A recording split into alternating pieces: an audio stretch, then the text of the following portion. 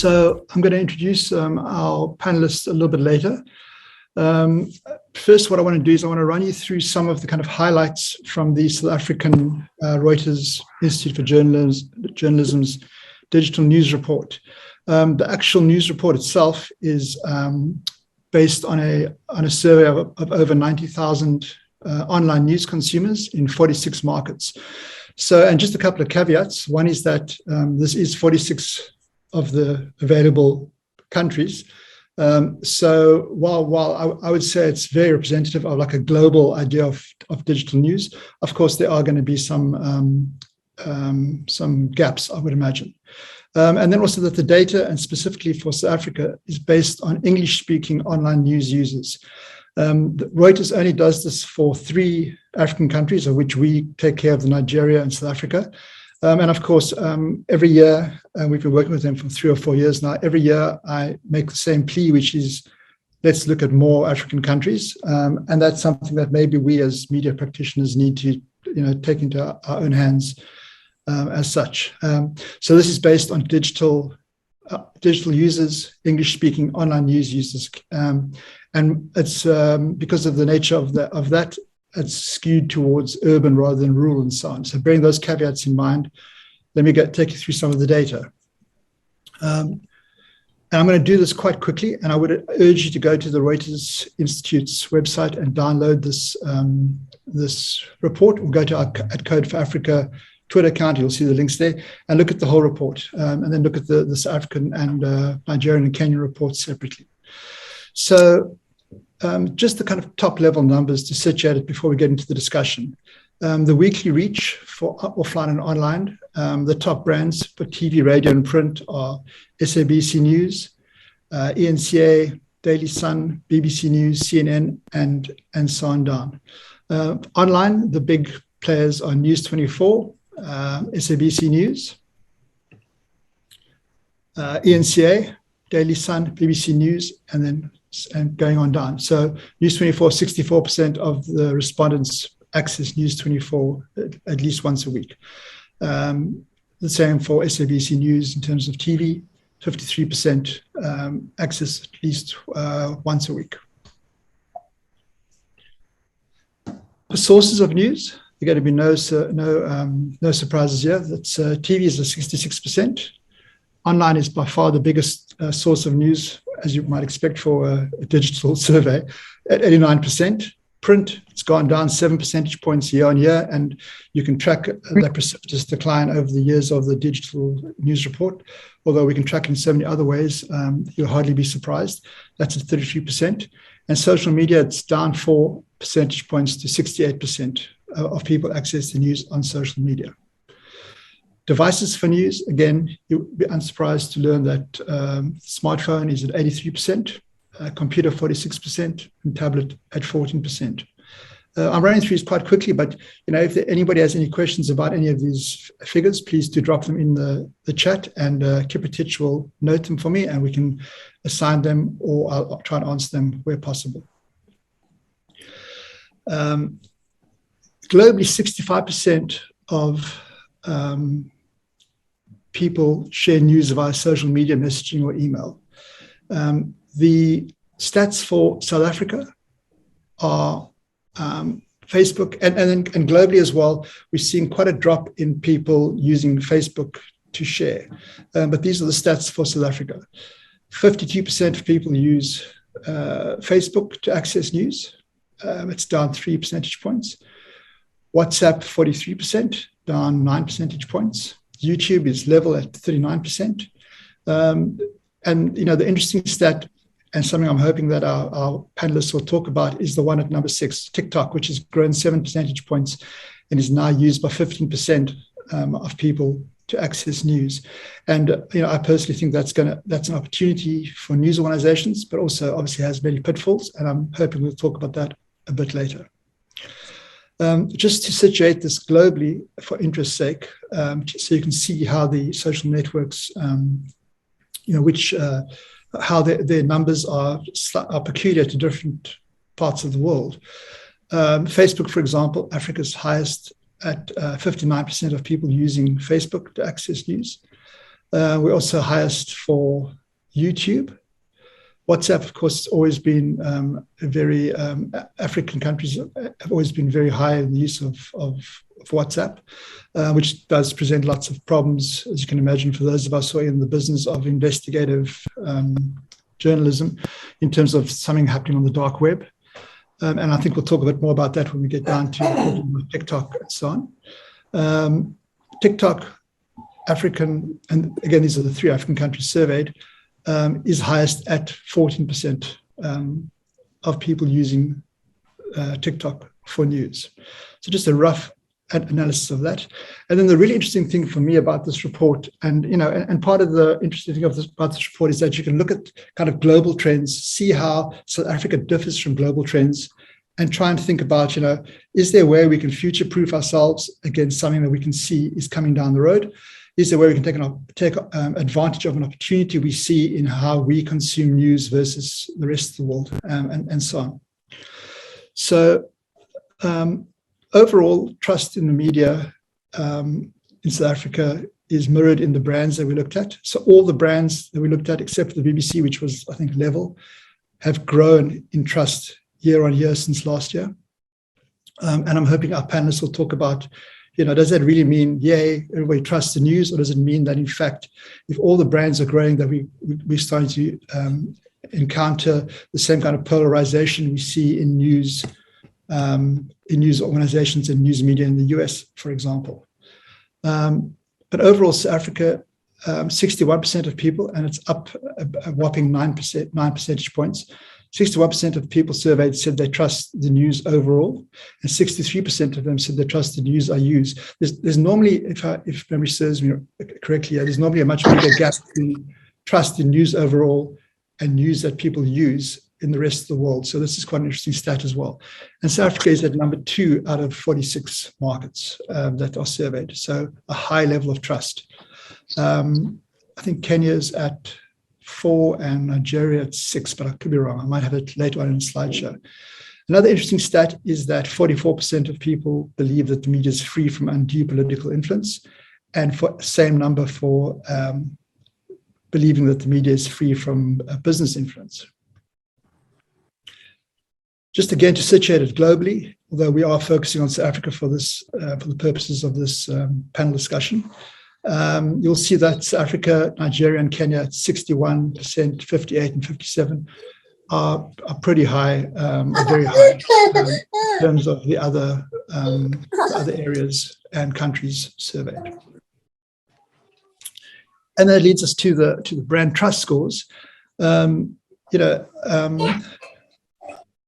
News24 has been at number 1 for the last 4 years. There was a year it shared it with the BBC. At 85%, that's a massive trust in News24. But 84 is like not a massive difference, with ENCA and then BBC News and SABC are all up there in the 80s. So there's a high trust in those brands. But it's a trust that goes all the way down to, IOL with a 68% brand trust score. That is an interesting, an interesting thing for us to look at and to talk about. Why are IOL and Daily Maverick at the same level of trust? Is there something about how the markets are being bifurcated? What is going on there? And all that leads me to introducing our panelists. So let me just quickly unshare my screen before I do that. Okay. Have I unshared? Not yet. Not yet. Sorry. Okay, there we go. I've unshared now. Right. So let me quickly introduce our panelists. So just find one of the many windows I've got open here. I'll begin with Redi Tlhabi. So Redi has been. She's just left, well, not just, but has left already 702 after 10 years doing the Redi Tlhabi show, and she's now at the BBC World Service. Makhudu Sefara is the editor of TimesLive and the deputy editor of the Sunday Times. He's also an ex-independent newspaper person. And 2014, he won Editor of the Year at the Sikavila Awards while Editor of the Star. So I'm hoping he's going to give us some insight into, what has happened, not what has happened to the Star, but and I'm not going down the road you think I'm going, Makhudu, but they can give us some insight into, how that brand trust is built up in independent brands and, where he thinks it is at the moment. Maybe we can ask some harder questions, but I don't think so.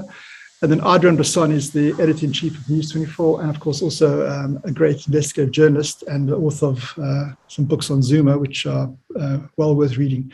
So let me kick off with an opening question. And I'm hoping that this is going to be a fairly free-ranging discussion. And again, if anybody would like to add some, ask some extra questions, please just drop it on the chat, and we'll keep checking there as well. So I guess the basic immediate question to ask is the one about what are we worth? So, how important is a trusted media for our democracy?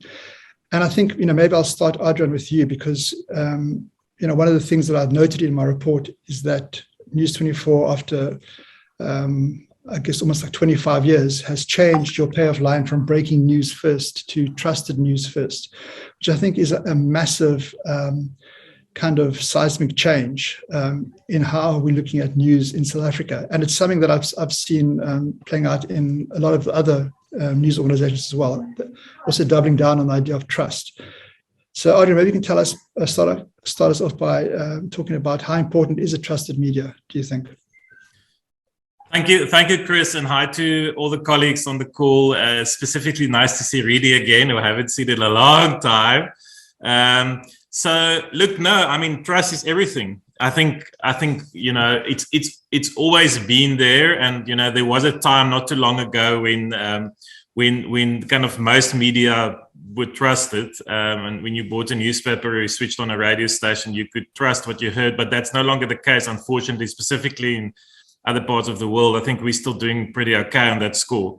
But no, trust is absolutely everything, Chris. I mean, if you set yourself out there to be doing what you do in the public interest, to be obeying to the press code, and if you position yourself as a trusted brand, you have to live up to that. And that's one of the things we had actually a long discussion about in our newsroom when we changed our payoff line to trusted news first was, what does it mean? Because putting it on a billboard is one thing, or putting it on your website is one thing, but how do we live it every day? And we did a lot of deep thinking around what does trust look like from that first news diary meeting early in the morning, from every headline that gets published. Are we sure that at least 2 or 3 people saw every story before it goes live? What does it mean when we get a complaint from a reader? What does trust look like then? How do we respond? And increasingly, can people trust our tech and our UX, and how hard it sometimes is to subscribe, the bane of my existence. So, I think all of those things, trust is such an easy label. I mean, these days, kind of chicken fast food stores say you can trust them. So, trust is it's become a bit cheap, the brand, but readers aren't stupid. They've never been. So they're going to hold you to that, and they're going to call you out when you get it wrong. So just to maybe end, a fundamental change in the News24 newsroom was to maybe let go a bit of that obsessiveness to be first, which we all had when digital started out, and it was cool to break the news, but to make absolutely sure that you got it right. So getting it first is no longer the only thing that matters. Getting it right is just as important.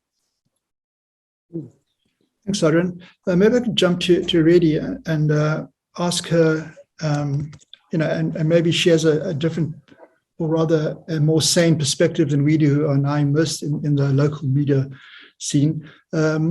Redi, why do you think trusted media in South Africa is growing? Whereas, all over the world, we're seeing it's decreasing. Well, on average, it's decreasing. Obviously, there are outliers. Why do you think trusted media would be growing in South Africa? Obviously, there are exceptions to the rule. We would not have had the contestations around the Gupta leaks and state capture, had the media been homogenous and taken the same stance on certain issues. But I think overall, we could say that South Africa's media has actually gone beyond the call of duty, particularly print and online, because a lot of the times the broadcasting aspect has relied heavily on what is produced by print and online, with exceptions like your Carte Blanche, Third Degree back in the day, and I think in Kepile Mabusa's show Checkpoint, I think that's what it's called. There are very few, a special assignment, I'd mention it as well. There's very few original output. A lot of it is really based on the print media and digital media setting the tone, especially in the last 5 or 6 years. When I started at 702, it was the other way around. A lot of what we reported would be found in print media. But just going back to the point, I do think that beyond just reportage, South Africa's media has had to kind of jettison the luxury of detachment that media in certain parts of the world has, where their sole role is to communicate what is happening, perhaps create some platforms for debate and analysis. But a lot of what South Africa's media has reported has been issues that are just so pivotal to the edifice of our democracy. If you look at state capture and the impact that it has had, not just on our public purse, but I think on our emotional and psychological well-being as citizens of the country, you then see that the role that the media played in that chapter of our lives was to safeguard democracy. And I think I can also, this has been backed up by Chamila Batoy. I think a couple of years ago, when she was still new, together with her former colleague Hermione, they said that the media actually saved democracy in the context where law enforcement was decimated, law enforcement was not coming to the party, and populism on the rise. And we can debate that another time. But the fact of the matter is that investigative journalists, in particular in South Africa, it felt, at least to me, that they were keeping the nation together. Were it not for that, if we had to solely rely on law enforcement, from the Hawks to the NPA and so on, if we had to solely rely on factions, on politicians, I don't think that South Africans would be as informed about corruption, its impact, and who is responsible for it. So to go back to your question, I really do think that the media in South Africa has invariably been burdened with the task of keeping the nation together by consistently focusing on the stories of corruption, on the stories of lack of accountability, on files that were gathering dust like Busasa, and Adriaan would know about that because that was his story so many years ago. So I think in that environment where law enforcement agencies are not working to their optimum, where politicians have a vested interest in seeing them being weakened, then the media kind of filled in a vacuum that developed. The second thing, just going back to broadcasting, I'm not dissing my broadcasting colleagues, because I think we did a lot of work in also keeping the nation together, and I use that term loosely. When I was at 702, we were very much more like a community radio station rather than a commercial radio station. What do I mean by that? There was, of course, there's always a focus on listenership. But I remember our bosses at 702 telling us that if we're not interested in solving people's problems, then we're not at the right place. And they were responding to we were lamenting the fact that we are called upon to solve very complex societal issues without the requisite resources. What do I mean by that? When the ambulance doesn't come, when a case docket goes missing, when the social grant is not paid, people used to email us. I felt absolutely overwhelmed by the enormity of the problems that were directed at me when all I wanted to do was to be a broadcaster. So I think 702 back in those days very much embraced solution-driven journalism. We were expected to stay after our shows, make the calls, follow up, see that the person, the citizen, the community that is in need actually gets the answer. So in that way, it is also reflective of weak institutions that are not delivering to the people, and the media is looked upon to be the comforter, to hold the nation together, to solve the problem. So I think South Africans' experiences of the media is one, exactly what I've related with corruption and state capture and relying on the media to close the gap,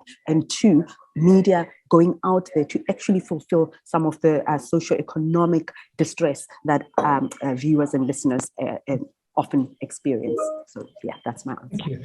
Yeah, that's actually spot on for one of the findings globally for the digital news report, which is that news has to be useful, to sum it up in a very crude way. And I think that is correct. It's very important that news is not just pabulum, but actually has some direct influence on people's lives. I'm going to come back to you and ask you about the bad news stuff that's out there as well. How come we're surviving? How come our trust is growing, but we have all these bad news outlets as well? Let me jump to Makhudu.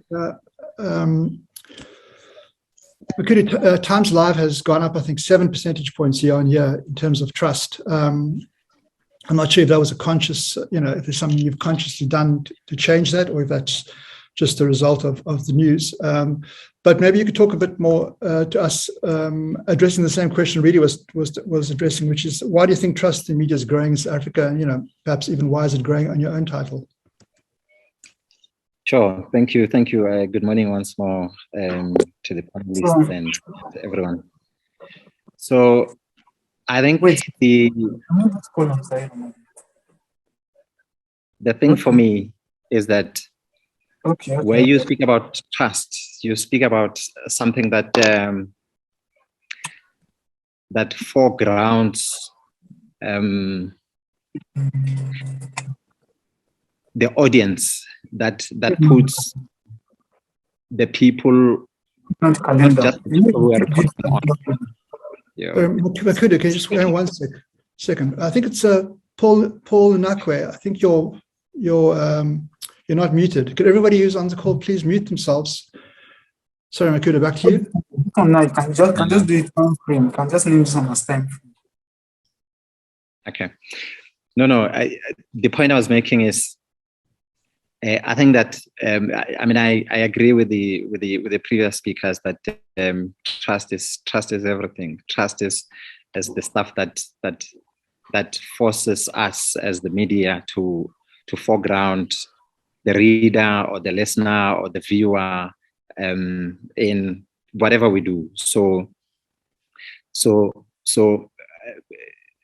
there's a danger of many of us in the media going about what we do because we know or because we believe that certain things are right or they are correct, or we have been socialized or trained to believe that this is how the thing has to be done.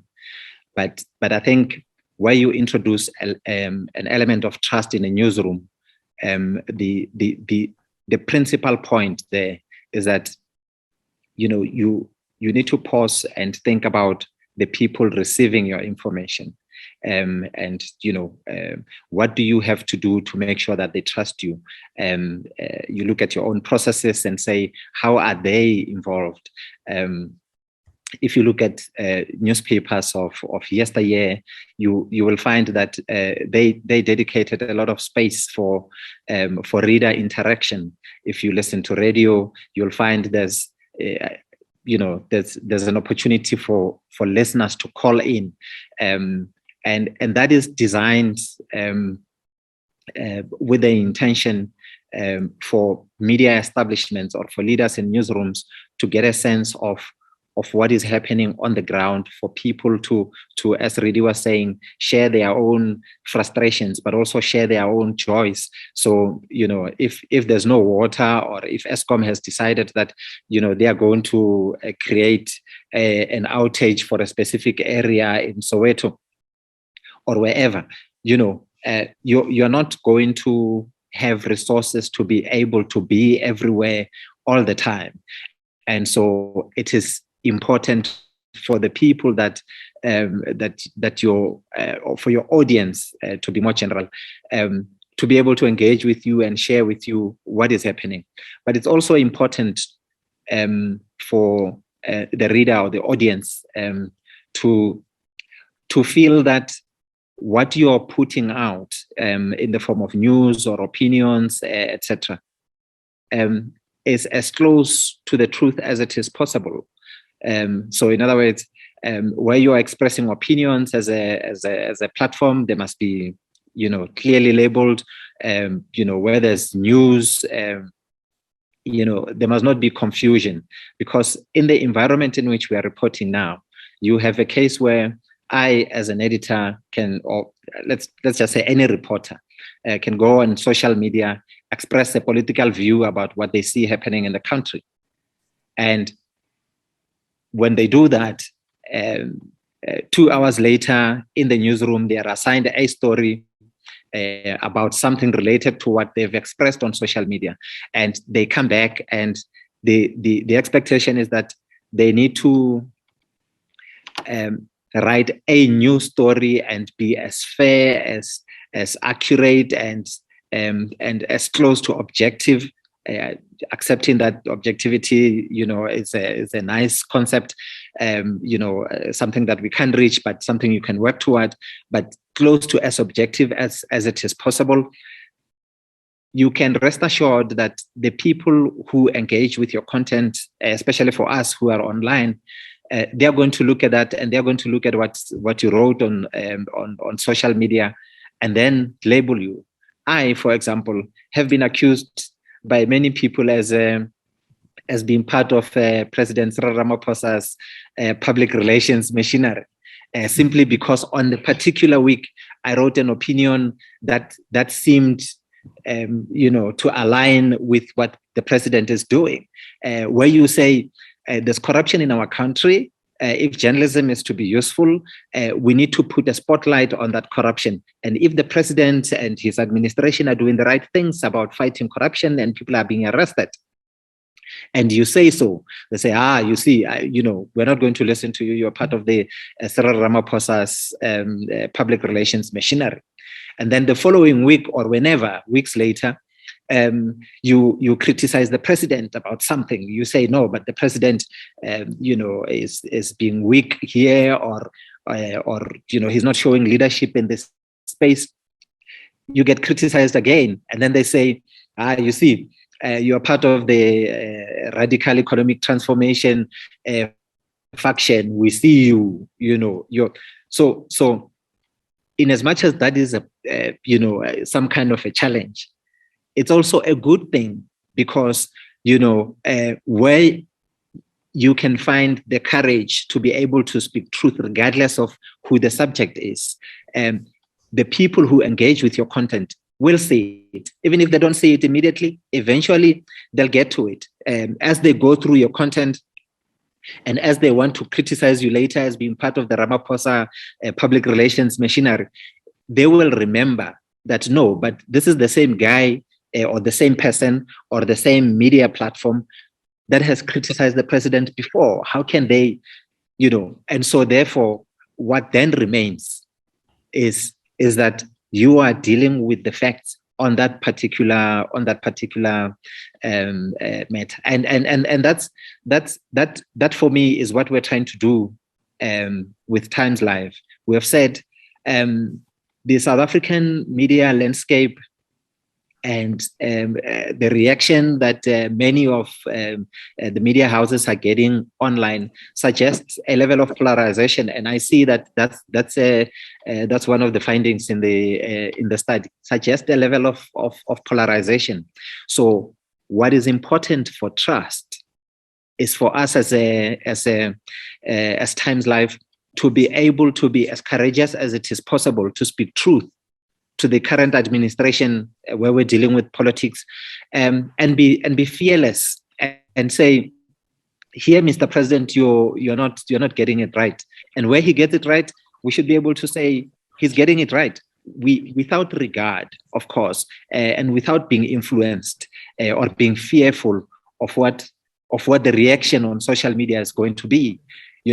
Sometimes I write stuff, put it in the Sunday Times, and then I know that my Sunday is just going to be Yeah. but the critical thing, Chris, in conclusion for me, is that we can't be held hostage by political players whose missions are very clear, and you can see that these are factions who are slugging it out on social media, and the media is caught in the crosshairs. And so as a media house, it is very important to extricate yourself from those battles and leave the politicians to battle it out. It's their battle in the end, but you reflect on what they do on both sides, as clearly and as courageously as that can be achieved. Yeah. Thank you. Yeah, I mean, there are a lot of questions there. Maybe I want to just follow on with what you ended with about the polarization, because I mean, you say we can't be held hostage to those polarizing influences, but in fact, we can be in some cases. I mean, there is kind of like the natural market forces that looks like driving South African media to become polarized in certain ways. So maybe I can go to let me go to Adriaan and then Redi, if I can just keep it to that flow. Adriaan, do you see a growing polarization in South African media? And I mean, a lot of people on this call possibly have not worked in newsrooms.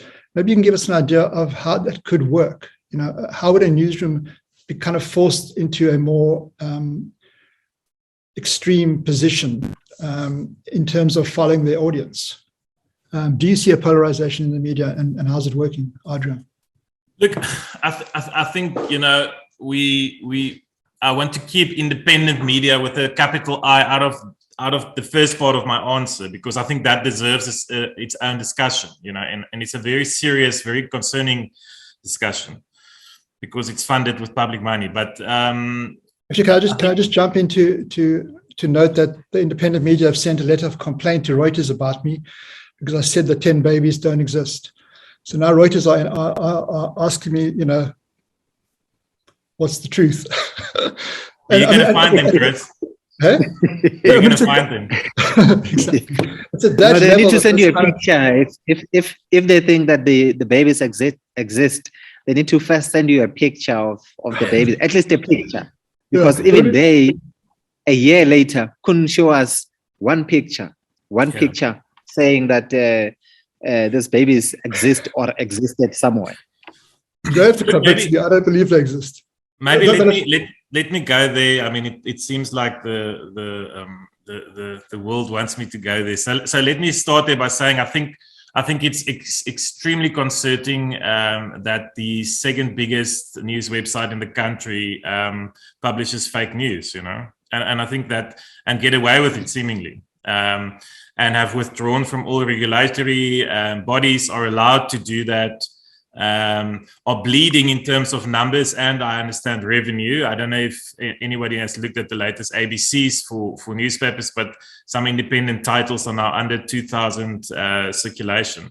So I think it's concerning. It's very concerning that the second largest news website in the country you know, is allowed to get away with this. And I think in terms of polarization, it's clear to me that that the anti-Ramaphosa forces, let's just call them that, you know, they also have other names like RET, etc. But the people who want to unseat the sitting president has chosen that as the independent media group as their outlet of choice.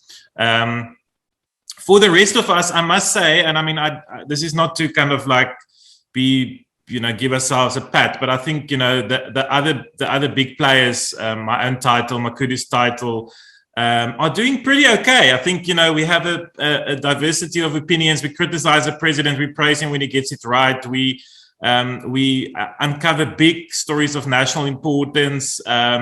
You know, of course, there's kind of continuously forces on social media trying to intimidate our journalists when they report critically on the president, on the RET faction, on the EFF, on the DA. But, you know, we have to stay strong in face of that adversary. I don't think it's unlike previous years when we didn't have something like Twitter. I'm sure, you know, the old newspaper journalists had as much pressure, maybe not at the scale and in your face on your phone the whole time, but I'm sure, you know, as journalists, you know, taking criticism for your reporting is part of the game. You know, what concerns me probably most around polarization is the fact that, like I said, the second biggest website in the country is not part of any regulatory system anymore and is clearly pushing certain agendas of its owner, firstly, Dr. Equal's survey. So, I mean, his own personal financial issues become their news agenda. in their attacks on certain banks, etc. And I find that deeply concerning. But again, the rest of us are reporting on that. So, News 24, TimesLive, Amabungane, etc., are reporting on what's happening in that group, which I think is healthy. I think just as a parting shot, I think, we are still incredibly free, and we must never underestimate the freedom we have to write what we like, I think, I often take, I have this discussion with my team, but I think we often take it for granted. If you look at the press freedom barometers and things, I mean, we are very free in South Africa. Yes, we have issues. Yes, we are intimidated by lawyers and policemen and politicians, but we can still publish whatever we want. And then obviously there'll be consequences at the press council, in the courts of law, if you get it wrong or if you defame people. But I think by and large, those titles at the top of your barometer are doing a solid job. Just to reflect on the previous question on why the media is trusted so much in South Africa, I wonder, and I don't know this, but I wonder if it's not the counter side of the deficit of trust in our government. I mean, the levels of trust in our government is so astonishingly low that even when you have a flood in KwaZulu-Natal, the first call, even from the president, is please don't give money to the government, to fix the crisis. Give it to the NGOs, like gift of the givers. So I think that's obviously a big concern for South Africa as a country and our governance, that we have this massive deficit of trust. But I want to believe, to what Redi has said previously, is that the media has stepped up in that void. We have become the champions of these things. In the past year, when you did this poll, we had the July riots, and we were there. We sent journalists in helicopters. We were on the ground. We could report from the floor, irrespective of what Pretoria wanted to spin that crisis. We actually told the stories of the people on the ground in KwaZulu-Natal. So I think those kind of like basic old school news reporting that we were taught 10, 20, 30 years ago still matters. We're just in a different platform now, which actually gives us much better ways of telling those stories. Yeah. I do think there is a difference between the social media era of digital news and pre-social media. And I think, you have Karen Morn on your staff, for example, and many, many women journalists undergo an unprecedented level of attack, which I think is a sea change from 20 years ago, whatever. Absolutely, and just to maybe make one point on that, I think the time has come. I've just recently read a piece by the New York Times editor on new rules for social media, and I think we're all going to have to go there. Unfortunately, I think journalists spend way too much time on Twitter. I think it's become an echo chamber that unfortunately influences even some publications' news diaries. And is so far removed from the reality from the majority of South Africans. So I'm having those conversations with my own colleagues on a one-to-one basis, because I actually think it's not good for your health to be there so much. So that's the big takeaway. Adriaan Basson calls for censorship of social media. I'm going to jump to Redi. We didn't want to go down the independent media route, because I view the independent media as just kind of a emblematic and a tool in like a greater misinformation ecosystem. So I want to ask you, Redi, and obviously Phil, you're welcome to comment to any of the preceding questions, but what do you see as the greatest threats to the independence of media in South Africa at the moment? Leaving aside the obvious kind of revenue-based ones, but what do you see as the greatest kind of like existential threats? I'm glad you asked that question. And also, leaving aside the revenue ones. There was a time in South Africa, I remember the late Jackson Mthembu, whom I had great affection for, with that protest over that painting or the drawing of former President Jacob Zuma protesting against the city press. And then you'll remember Aziz Esopahad, the coming of the new age, threatening not to direct advertising to media that was critical of the government. And I think that also happened in the Zuma years. The GCIS, Jimmy Manyi tried that kind of thing. So those kinds of things in South Africa didn't succeed. And I think that is testimony to the legitimacy of South Africa's media. And South Africa's media needs to be a little more robust and independent and have a little bit more self-confidence, because all sorts of measures that were designed to weaken the media didn't succeed. And I mean that from a legislative point of view and regulatory point of view, that aside. So what is the biggest threat to media? I think the media itself. And I'll tell you what I mean by that. We are in a national conference year. I know we like to call it the elective conference, but it's supposed to be the ANC's national conference that happens every 5 years, and there should be other matters besides who becomes the president, matters around policy. So here we are, and I see it in some quarters falling into that trap of ANC factions, where they are using the media for their own ANC factionalism. People who often are media shy. The likes of Tony Ngeni never gave a lot of interviews before. Suddenly he's very, very visible.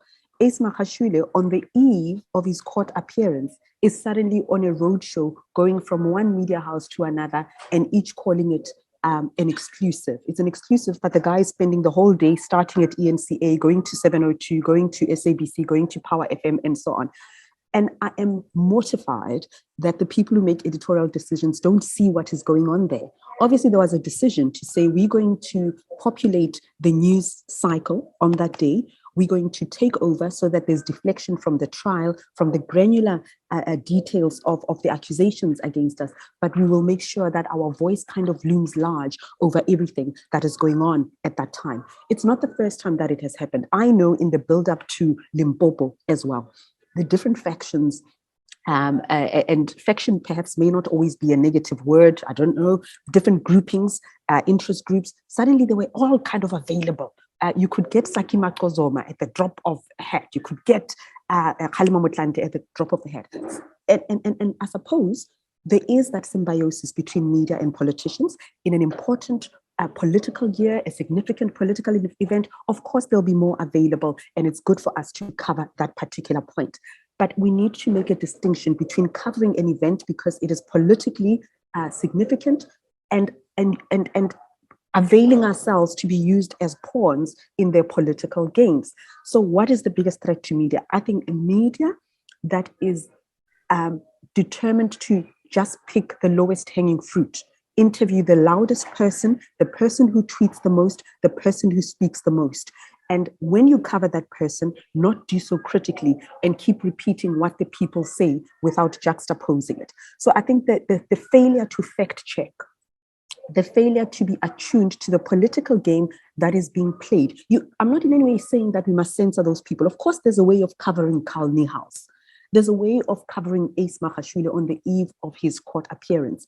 But how you don't cover Ace Makhudu on the eve of his court appearance is to just give him unfettered and unfiltered space to just denounce the NPA, denounce the judicial system, and not go through the forensic detail that is so pivotal to helping the public understand what on earth is going on. So I do think that our obsession with celebrity politicians, our failure to fact check and do the hard work, the ease with which we just grab whoever is available to speak without really thinking through clearly why they are speaking at this moment, why have they chosen my platform, and in what way is my platform being used as a pawn in this particular tool. So one of the biggest threats, I think, mainstream media and its and the style of reportage that privileges the voice of the newsmaker and silences, as it were,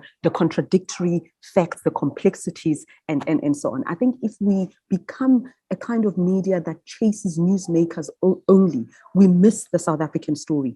And I'll give one last example before I wrap up. I think it was Ground Up that did a story 2-3 weeks ago around access to abortions, safe abortions and reproductive rights. I'm not being accurate, it's just a paraphrase. And I was delighted to read that story, as heart-wrenching as it was, because it reminds us of what is going on in South Africa. It reminds us of the true South African story. When Neil Coleman keeps reporting about the people in South Africa who didn't receive their grants, the civil servants who were not are supposed to get the grants, but they got the grants. That is a South African story. So by literally obsessing over politicians and what they have to say without fact checking, we miss the stories that are coming out of South African streets. And I think that's where we should focus our energies.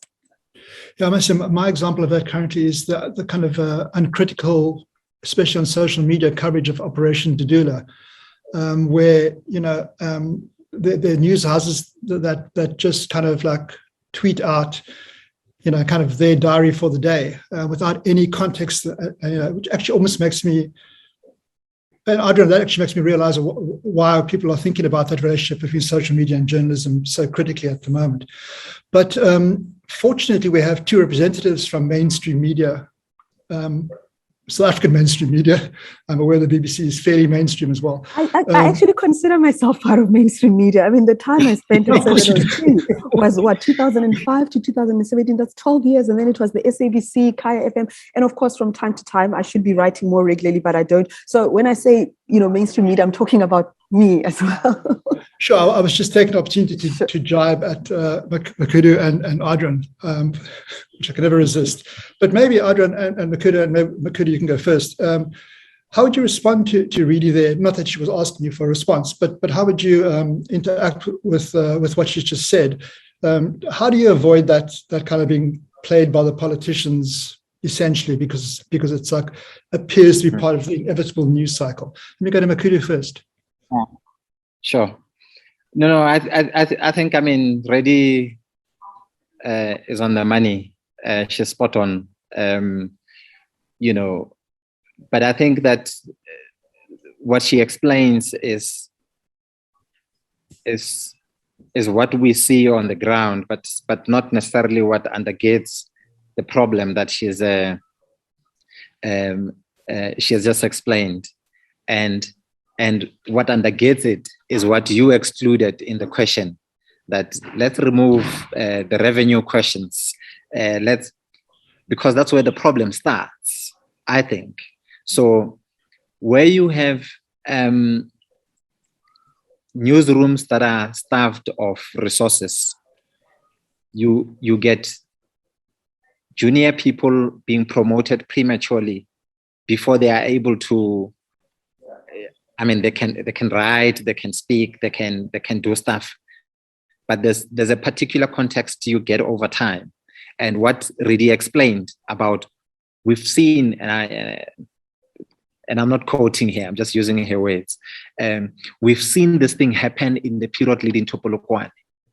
Now, if you look at what's happening now, if you go into newsrooms now, you will struggle to find many reporters who have that kind of context, who are able to explain this conference here, that is 2022, in relation to what happened in 2007 when Thabo Mbeki was being deposed, or when Thabo Mbeki was deposed in Polokwane. You know, and so many newsrooms are poorer because the revenue things are not where they are supposed to be. But if we accept that and say, no, that's fine, so all of us are dealing with this, you know, there's change, and that change comes with challenges, but we must make the best of what we have. So in that space, what it then means is that those who are in the newsrooms, who are leading teams, who have you know, the responsibility to provide guidance, ought to be very intentional in how they guide, especially the political teams. So here at TimesLive, we've introduced a thing called Monday planning. So this is in addition to the normal diary meetings where, you know, reporters come and pitch stories, and where editors come together and discuss what is on the table. So it's a deliberate decision to slow things and say, whoa, let's wait. Let's look at what's coming, not even this week, but next week and the week after next, and deliberately go through how we want to cover certain things that are important, or certain events that are important. You know, so if the ANC, for example, is releasing policy discussion documents.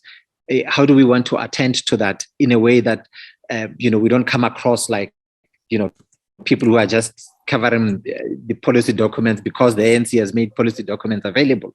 That, how do we look at what has been put on the table against what was put on the table, to use Redi's example, in the period leading to the 2007 ANC conference? But even outside of the ANC, what are the other policies around the world? So in that way, you enrich what is a simple story about the ANC has this week released policy documents, this is what they say.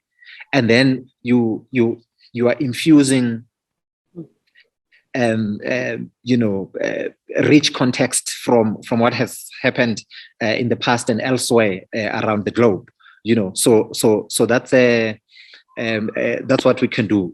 And in addition to that, the guys who lead the politics team, they've got to know better. The stuff that Redi is saying is stuff that's supposed to be the guiding light of every political editor in the country.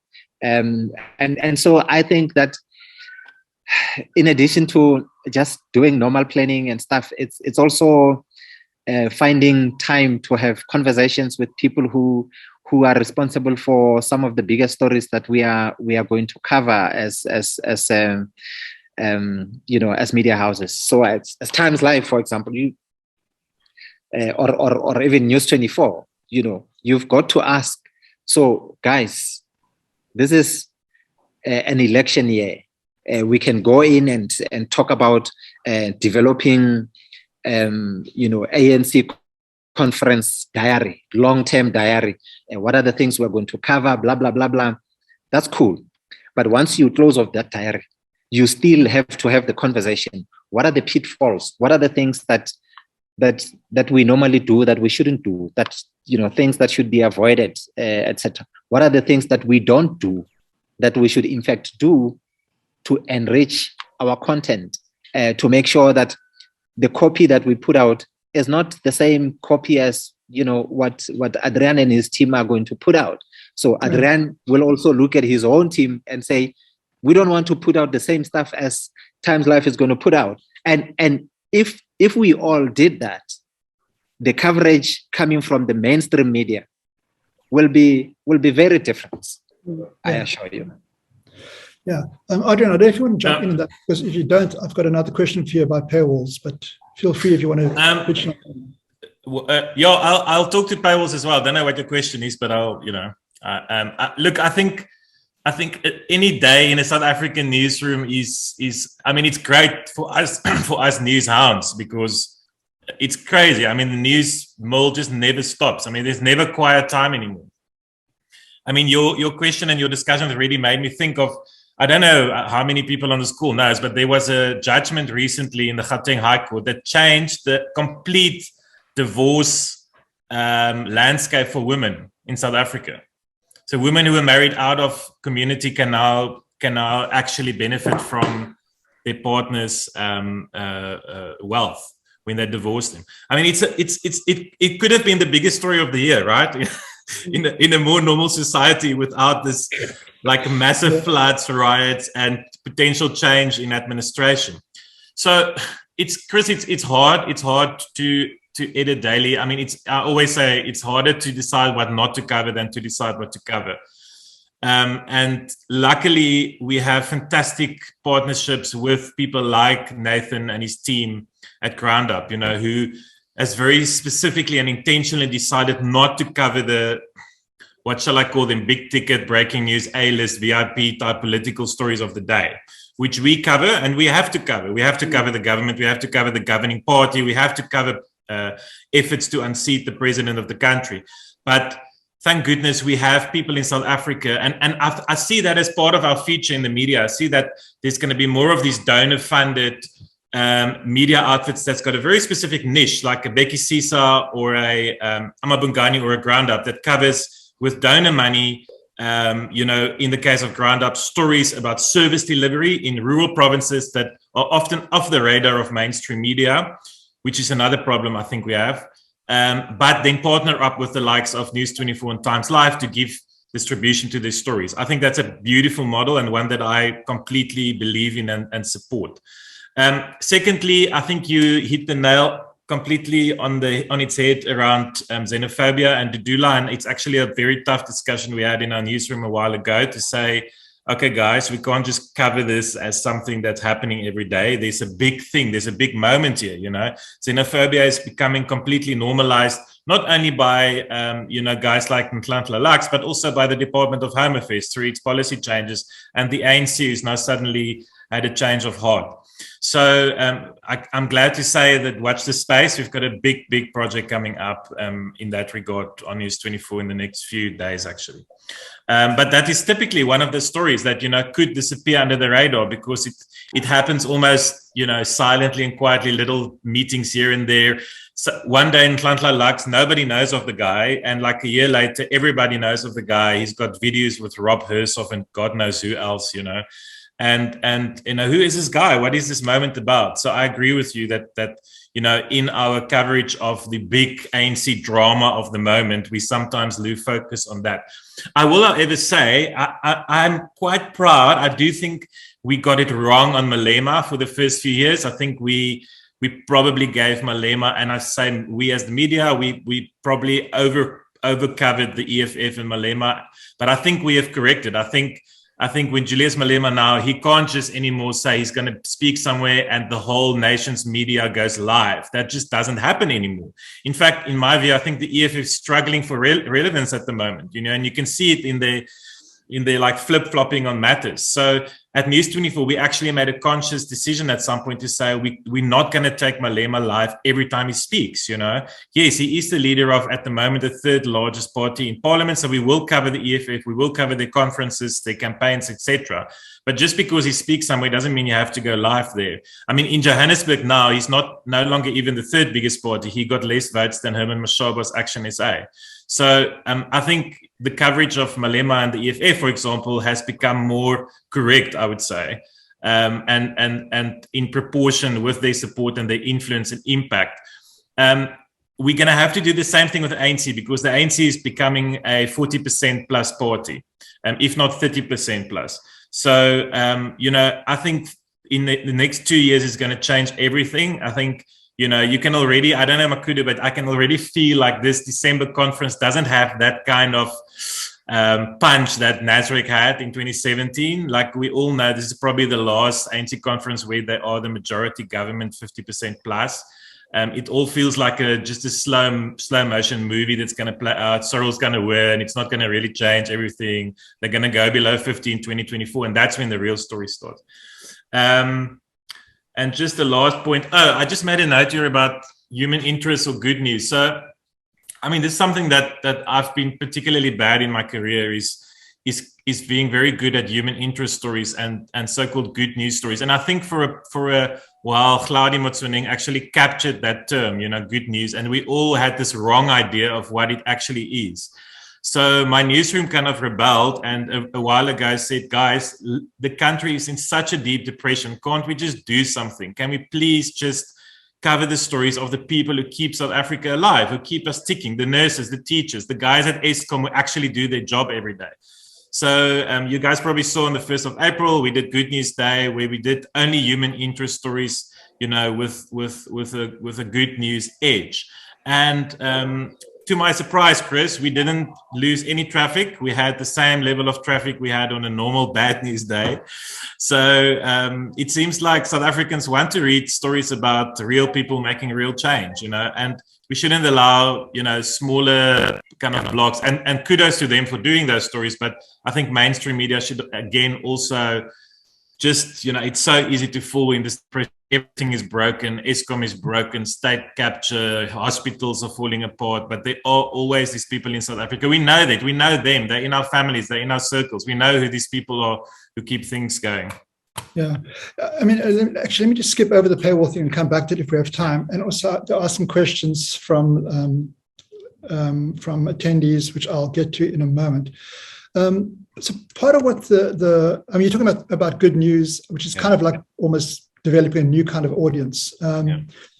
So, the Reuters DNR report shows that in 2015, 67% of people surveyed said they were very or extremely interested in news.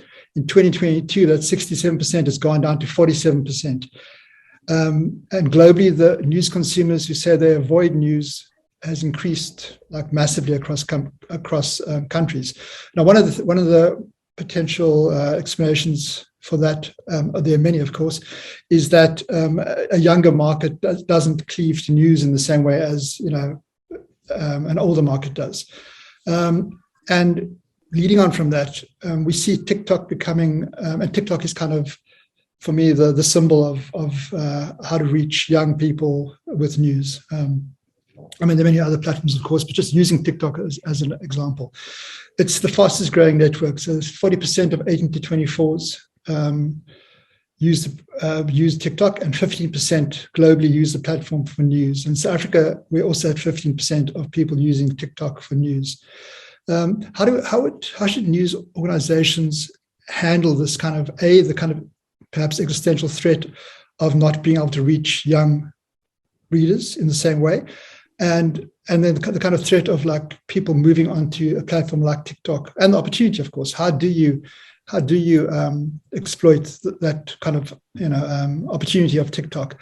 Maybe I'll ask Redi to jump in first, because I can see she has the only stylish office out of the three people on this call. The rest are the usual kind of pale grey rubbish. So really, maybe you could start off by talking about, how do you see that kind of relationship between TikTok and other platforms and getting young people into news, and how can that damage or benefit news? Let me just make my colleagues feel better. I didn't want to say where I was. I'm actually at a hotel, and behind me is a bar. So, Chris, the very fact that you're impressed with my surroundings says a lot about your interests. I had a meeting at a hotel, and then I just didn't have time to go back to the office. So I'm joining you from in front of a bar. Chris approves, I see. I must say, I'm very humbled and overwhelmed by how much I don't know, particularly around, the digital innovations and stuff like that. I am honestly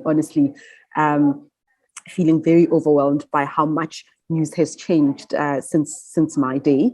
And I think that's part of the reason I kind of retired or semi-retired. I just felt I needed to reskill, really get into this data journalism space, really see what other tools are available, what other platforms can be, just initiated, enhanced, and used to communicate our message even better.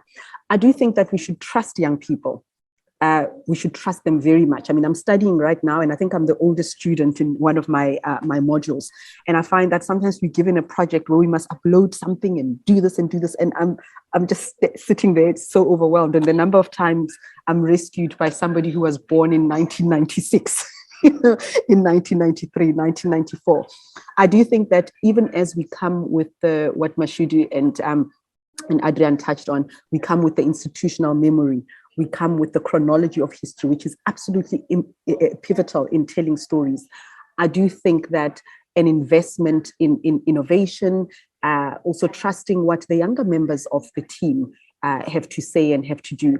I do think, especially from a broadcasting point of view, giving young people these graveyard shifts where they just answer the phone and off they go, you are sitting there with a really critical resource that could help you, reach, I wouldn't say younger audiences, but reach audiences differently. So, Chris, I'm afraid that this is not an area where I'm very knowledgeable, but I do see that what I knew and what I was comfortable with is fast changing. I went through the stats that you just showed us around TikTok and Facebook and the media platforms that have gone down versus ones that have gone up. And I think that it is a reckoning of sort that traditional media is being challenged. And this need not be a competition. Life is wonderful. It's never either or. It's never the death of one thing and the rise of another. These things can live alongside each other. But I do think that having an appetite for newness and innovation, and also I think trusting younger members of the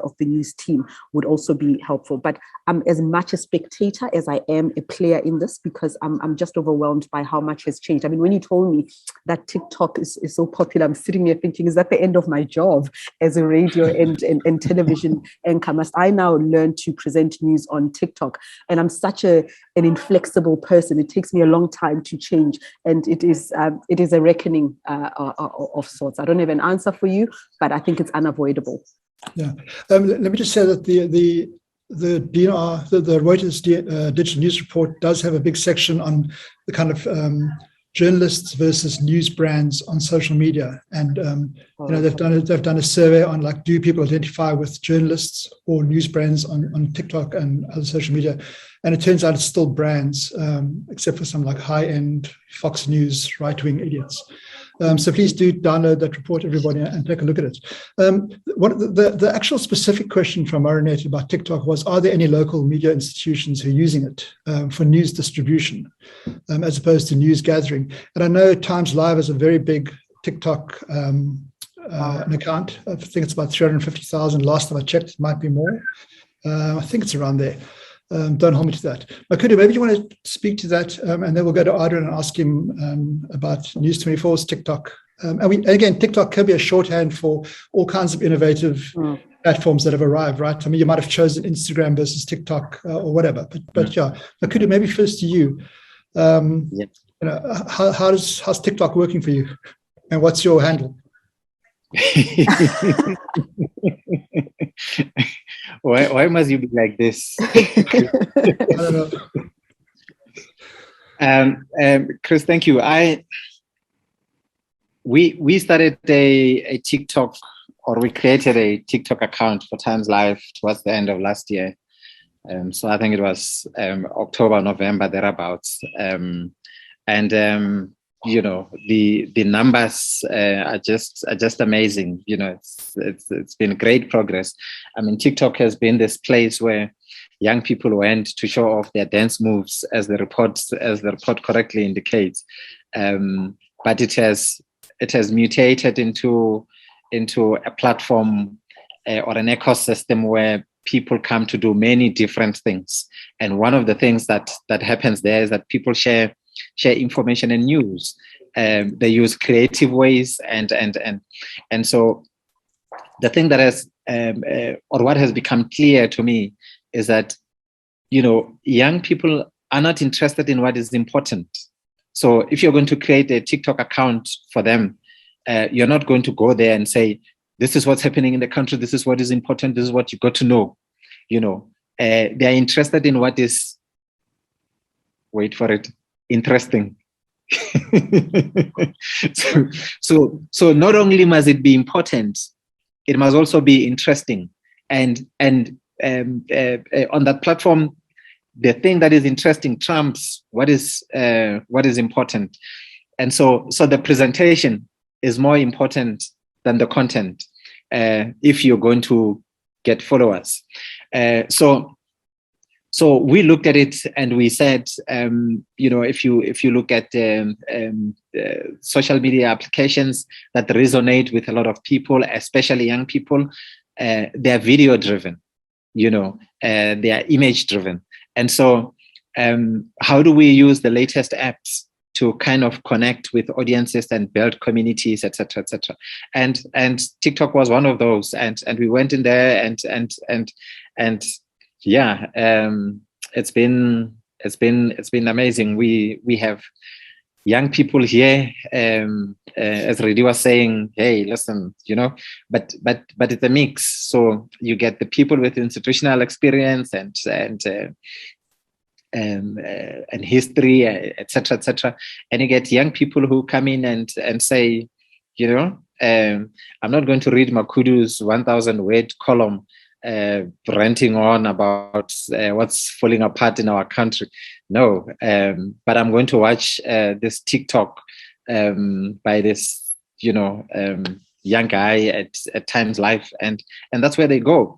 But you will be also interested, I suppose, Chris, that some of the videos that we post that receive a lot of traction are the videos including President Cyril Ramaphosa. So young people are in fact interested in the politics and but they are more interested because of how we present the stuff to them. And our highest performing post on TikTok involved FW de Klerk. So it was the announcement late last year that he's passed on. So there was a video, and we edited it, put it there, and it gave us 2.5 million views. So it's been an interesting platform. The challenge, though, as Adriaan will be interested, is how do we take these numbers on this platform where people are interested in dancing more than reading or receiving news, and monetize it? So if you're going to invest in it, what's your return on investment? Is it just getting eyeballs? Or how are you going to make money out of it? Yeah. So there's a number of conversations that are underway about what other investments are required in the space in order for us to also get the return that makes it possible for us to continue investing in it. Yeah. So that's where we are. Yeah, I mean, I do love that distinction between just important and interesting. So obviously that's the kind of distinction that should work across any news platform, including print. It's not just enough to be important, it has to be interesting as well. And also, just to be clear, I think one of the benefits of TikTok is that it's a great way to tell news in a different way. It's not a it's not a kind of subcategory of a news story. It's a way to tell a news story. But of course, it has got a lot of pitfalls, like being this massive source of misinformation and having even less oversight than Facebook and Twitter. So Adriaan, let me just jump to you and ask you, first of all, does News24 have a TikTok account? And do you think this is one of those areas where there are going to be more pitfalls than advantages? So I finally found something to differ from Makhudu, thank God.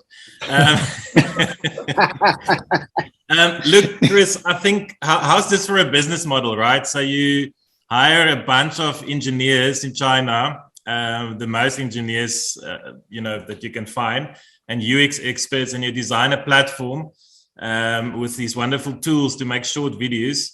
And you just make it available, and then you get all your content for free from the best journalists in the world, and the best musicians and best artists. That's a great business, So I think we've all seen this movie before a few times. The previous iteration was called Snapchat. It's now called TikTok. There will be a new one in 5 years from now.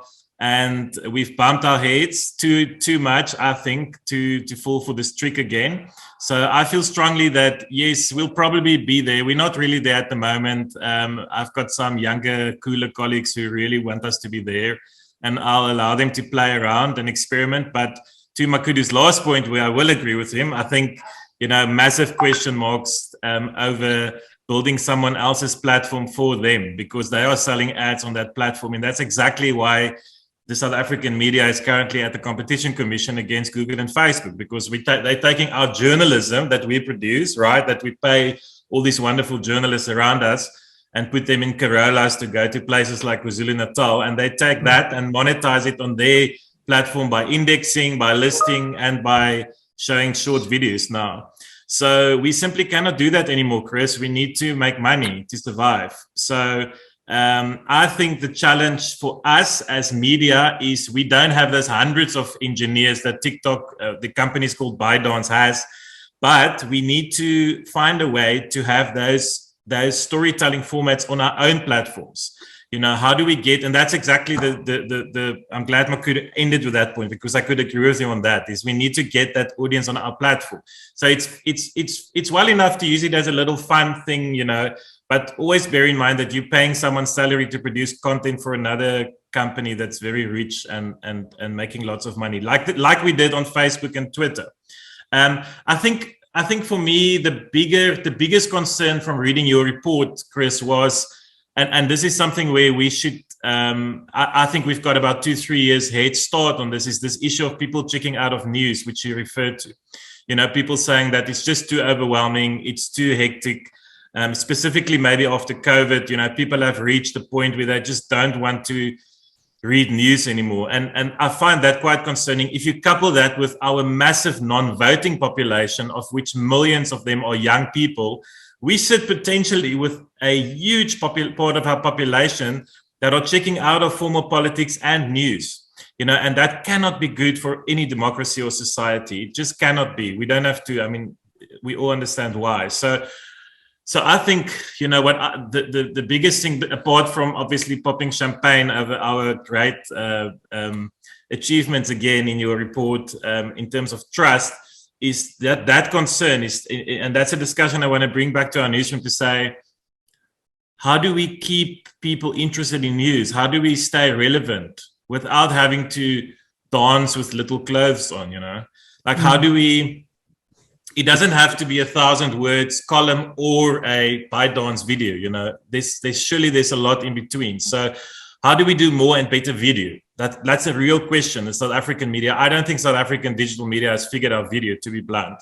How do we do audio properly? Like, we've been experimenting in podcasting for the past 5 years. So what is the kind of big play in podcasting and audio that all of us can do next?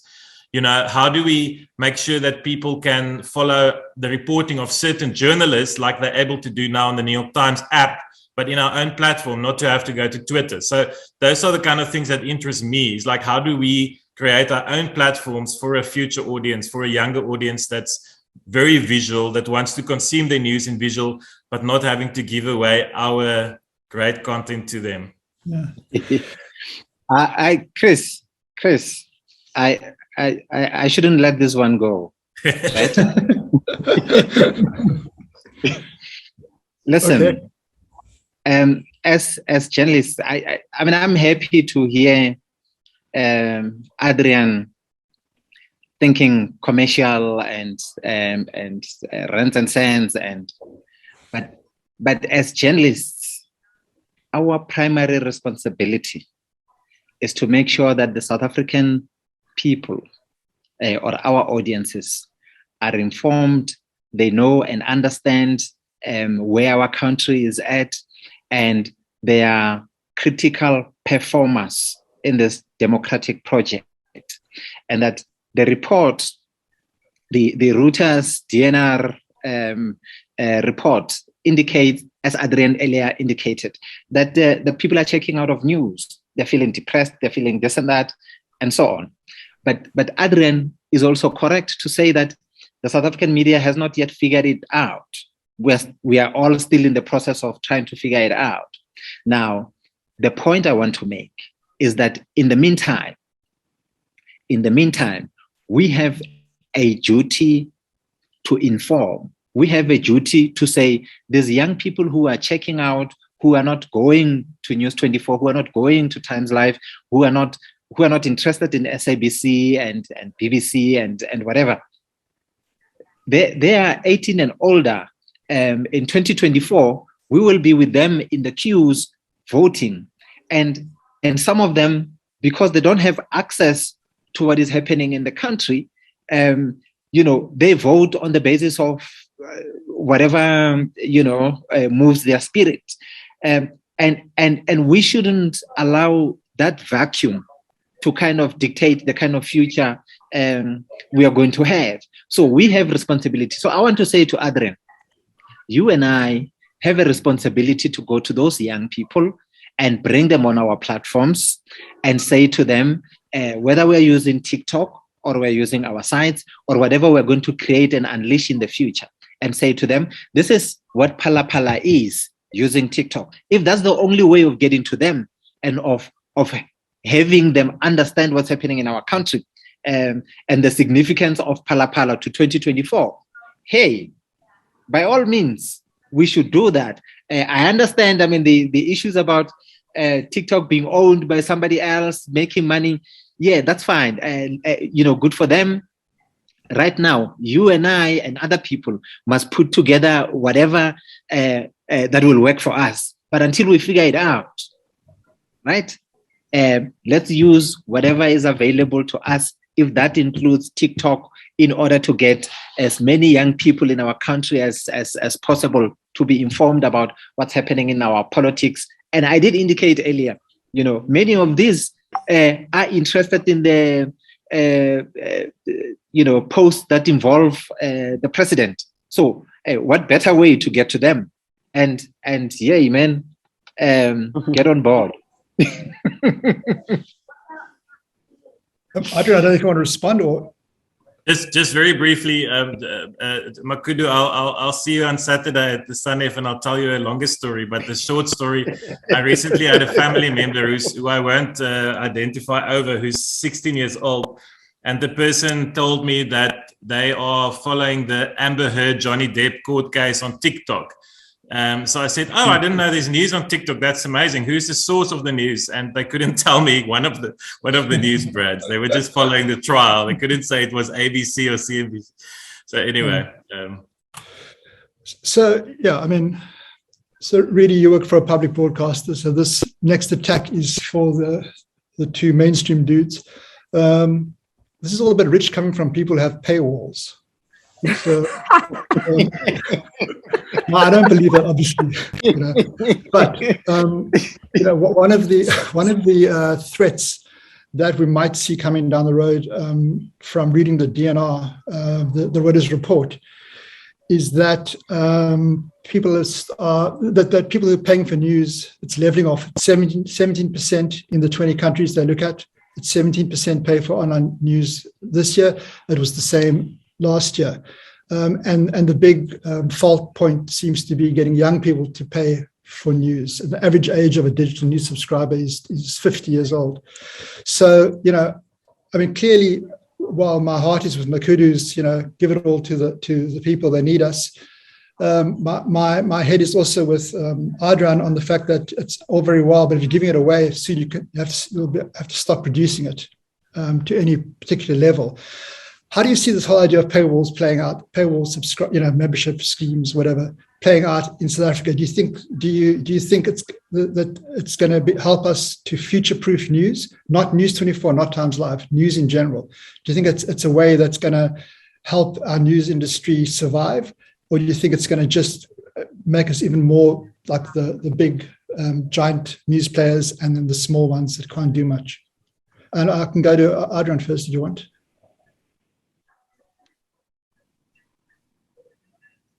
Look, Chris, I think that, if 17% of South African reading audience paid for news, Makhudu and I could retire, that would be fantastic, because that's a few million subscribers. So hopefully we can reach 17% one day. I mean, we're not close to doing that. We're not close to 17% of our own News 24 audience even. We simply, I don't see any model for news at the moment that doesn't include some form of paywall or subscription model or membership model or whatever you want to call it. It all comes down to the same thing. You're asking people to pay for journalism, which is, by the way, not a revolutionary new idea. It's been going on for hundreds of years. They just got some paper with it as well, But I think we should be brave and bold in doing this. I don't think we should be shy for charging for great journalism. Most of us still have a freemium model where we kind of commodity public interest news is free. So I cannot see a scenario where we will have a hard paywall that locks even, accident reports or weather reports or those kind of things, because it's just for free on social media and wherever. But, I'm not shy asking people to pay 75 Rand a month, which is 2.50 Rand a day, for reading Redi Tlhabi's columns, or for reading Mpumelelo Mkabela's analysis, or for reading Karen Moon's reporting from Dubai. I think that is a very reasonable and realistic and fair request to a readership market.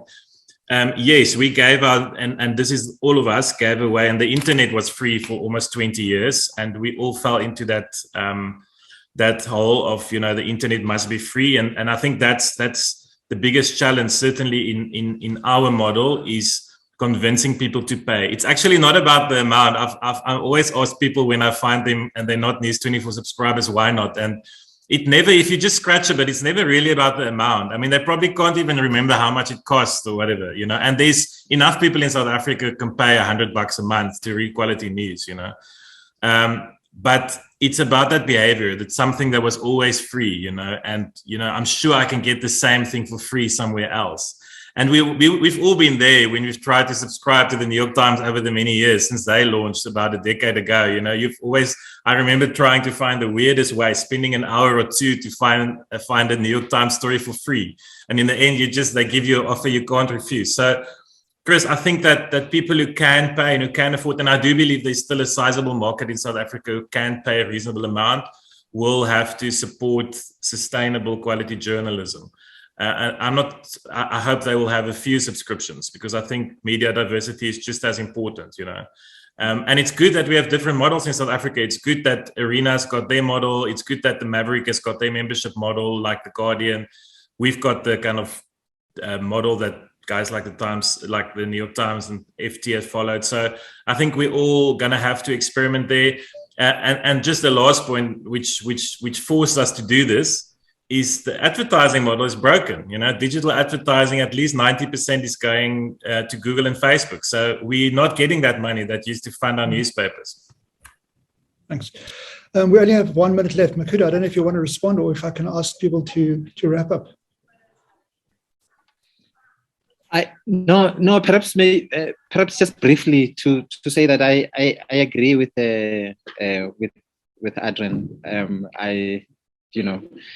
I think that in as much as we have a responsibility to inform and to shape our own history, we also have an inward responsibility to be sustainable.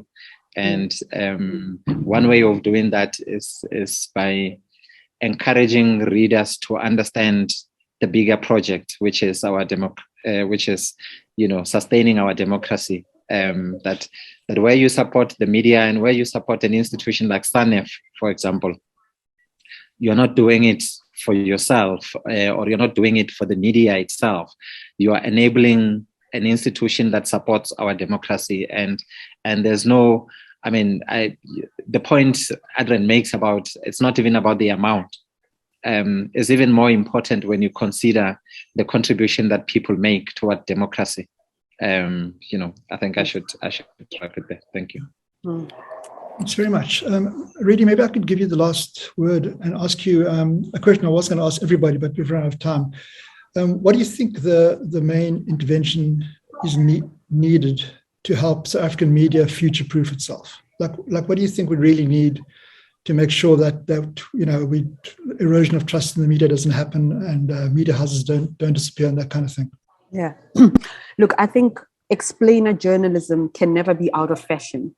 Just really not necessarily chasing sexy, entertaining headlines all the time, but spending time on explanations and why something is important and why it is crucial. Solution-driven journalism is also very important. I think what Adriaan said is also sobering, that it's not just about news that, it's Makhudu who said that. It's not just about news that is important. It's also news that is interesting. So for those of us who also have kind of a very conservative approach to news and have this huge appetite, I can read long format journalism. I can watch a documentary that goes on for hours and hours because I've got that particular appetite. But not every viewer is like that and adapting to the fact that they want it quick, they want it sleek, and they want it entertaining. And so just be adaptable and adapt to these changes. And I think that both Makhudu and Adriaan, what you were touching on are very important about sustainability as well. The fact is we have to reckon with the fact that newsrooms are closing, they're shutting down, they're letting off very good journalists because they cannot sustain themselves. And I think two things can happen at the same time. We can pursue the content and put it at the right platforms, but we can also challenge the financing models and where money is being directed. I also would like to conclude with this, that it's about taking the audience along and persuading them that a free and sustainable media is very important and good for democracy. But that kind of thing comes with responsibility for the media as well. You cannot blackmail me as an audience member by telling me how important your work is to democracy and then not report in a way that shows that you yourself take this matter seriously. Again, I've just seen a ground-up article about the sewage spills, how they've been going on, that they have not been fixed. We've seen the Auditor General reports, and I think all of us have reported on that about our dysfunctional municipalities and so on. So as these things unfold and as they have an everyday direct impact on citizens, as unemployment figures are reported, they have an everyday impact on citizens.